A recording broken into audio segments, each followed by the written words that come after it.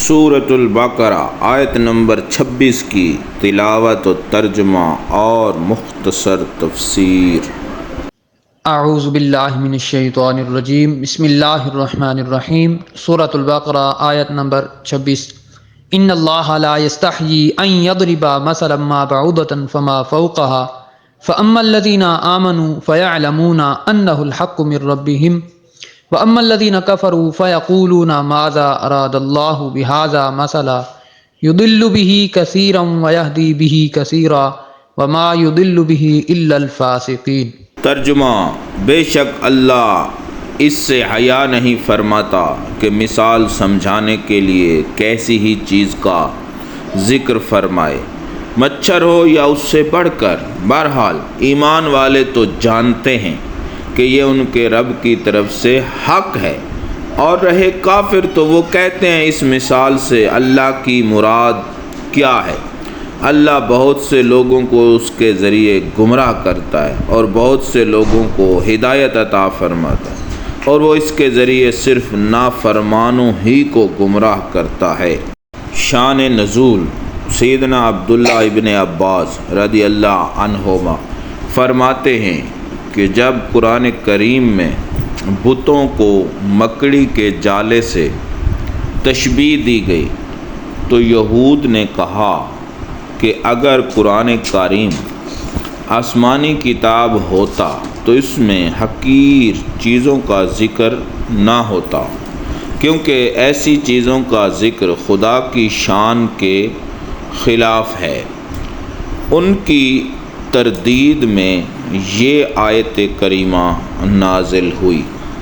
حکایت: مامون بادشاہ خطبہ دے رہے تھے کہ مچھر اس کی آنکھ میں آ پڑا۔ کئی دفعہ اسے ہٹایا مگر پھر آ گیا، یہاں تک کہ خطبہ بند کرنا پڑا۔ جب نماز سے فارغ ہوا تو ابو حزیل معتزلی کو بلایا، اس سے پوچھا کہ اللہ تعالیٰ نے مکھیوں کو کیوں پیدا کیا ہے؟ اس نے کہا اس لیے کہ سرکش بادشاہوں کو ذلیل کرے۔ اس نے کہا ٹھیک ہے۔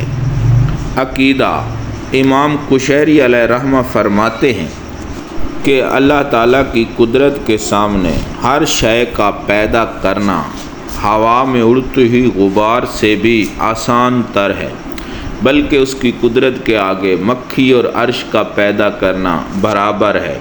نہ اس پر عرش کا پیدا کرنا مشکل ہے نہ مکھی کا۔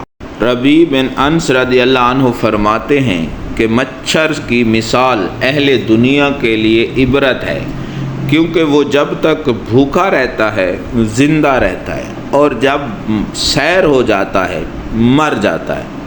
اسی طرح انسان جب مالدار ہو جاتا ہے تو سرکش ہو جاتا ہے، اور اس کی سوچ پر مچھر جیسے چھوٹے خیالات حائل ہو جاتے ہیں۔ فسق کی 3 اقسام ہیں۔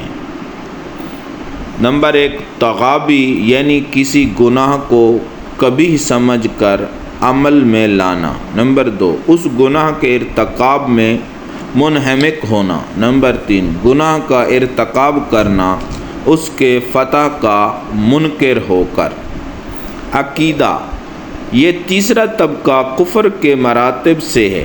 جب تک فاسق اس تیسرے درجے تک نہ پہنچے اس کا ایمان سلب نہیں ہوتا، کیونکہ اس میں تصدیق تو موجود ہے کہ جس پر ایمان کا دار و مدار ہے۔